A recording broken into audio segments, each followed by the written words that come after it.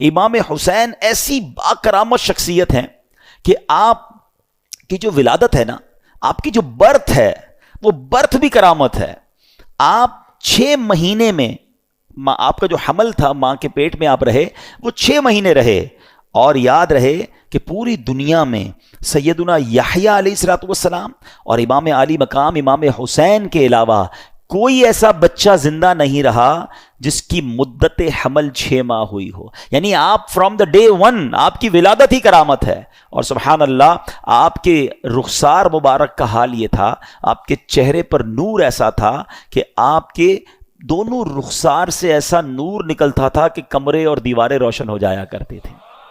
اور کیوں نہ ہو، کس کے نواسے ہیں، کن کے پھول ہیں، آقا کی نگاہوں کے تارے ہیں. اب یہ جو امام حسین رضی اللہ تعالیٰ عنہ جب کربلا کے لیے روانہ ہوئے نا، تو آپ سے مزید کرامتوں کا ظہور ہوا. اور علماء کہتے ہیں یہ جو کرامتیں تھیں نا، بیسیکلی یہ اتمام حجت کے لیے تھیں، مزید ان کو سمجھانے کے لیے تھی کہ دیکھو میں کون ہوں، میرے ساتھ کیسے معاملات ہو رہے ہیں، مجھ پر ظلم نہ کرو. مگر ان ظالموں کی آنکھوں پر لالچ کا ایسا پردہ تھا. امام حسین فرسٹ آف آل آپ نے مدینے سے کوچ کیا اور اب مکے آیا. اب اسی راستے میں سیدنا ابن مطیع رحمۃ اللہ تعالی سے ملاقات ہوئی.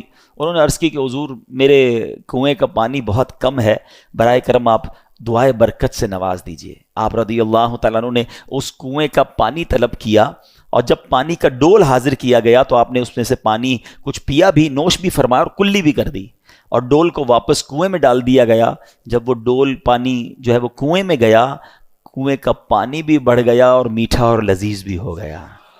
سبحان اللہ. تو یہ امام حسین کی کرامتوں کا سلسلہ رہا. اس کے بعد جب آپ بالکل ایگزیکٹلی 10 محرم الحرام کا دن آ گیا، یاد رہے کہ وہ دن جمعہ کا دن تھا. 10 محرم الحرام جب یہ واقعہ ہوا، کربلا کے میدان میں آپ خطبہ ارشاد فرما رہے ہیں، ان کو سمجھا رہے ہیں کہ دیکھو میں کون ہوں، یہ ظلم مت کرو. تم کیا جواب دو گے جس کا کلمہ پڑھتے ہو اس نبی علیہ الصلوۃ والسلام کو؟ اس وقت آپ کے جو خیمے تھے، جہاں خاندان کے افراد تھے، وہاں خندق میں ایک آگ بھی جل رہی تھی. تو ایک بد زبان یزیدی نے بکواس کرتے ہوئے کہا کہ اے حسین، تم نے وہاں کی آگ سے پہلے یہی آگ لگا دی ہے. یعنی معاذ اللہ وہ یہ کہنا چاہ رہا تھا کہ اے حسین، مرنے کے بعد بھی تمہیں جہنم کی آگ میں جانا ہے. امام علی مقام نے جب یہ سنا تو آپ نے کہا کہ اے دشمن خدا، تو جھوٹا ہے، کیا تو یہ گمان کرتا ہے کہ میں دوزخ کی آگ میں جاؤں گا؟ امام علی مقام کے قافلے کے جانثار نے کہا کہ آپ مجھے اجازت دیں تو میں ابھی اس کا سر قلم کر دوں. آپ نے اجازت نہیں دی. آپ نے فرمایا حملے کا آغاز ہماری طرف سے نہیں کرنا، ہو سکتا ہے یہ پرووک کر رہے ہوں، یہ اس لیے ہمیں کہہ رہے ہیں کہ ہماری طرف سے پہل ہو جائے اور یہ کہیں ہم نے تو حملہ نہیں کیا تھا، امام حسین والوں نے پہلے حملہ کیا. حالانکہ اس قدر بڑی گستاخی کی تھی. آپ نے اپنے ساتھی کو روک دیا، مگر آپ نے اللہ کی بارگاہ میں دعا کی. دل بڑا دکھا ہوا تھا کہ ایسی بات اس نے کر دی.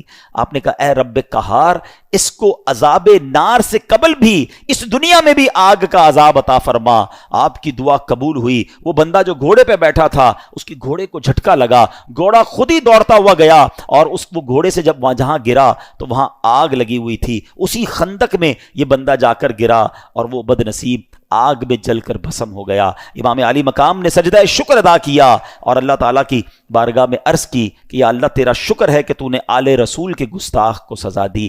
اب یہاں بھی ان کے سامنے یہ واقعہ ہو رہا ہے، سارے لوگ دشمن سامنے کھڑے ہیں اور یہ آپ کی دعا قبول ہو رہی ہے، آپ کے گستاخ کو سزا مل رہی ہے، مگر وہ سمجھنے کے لیے تیار نہیں.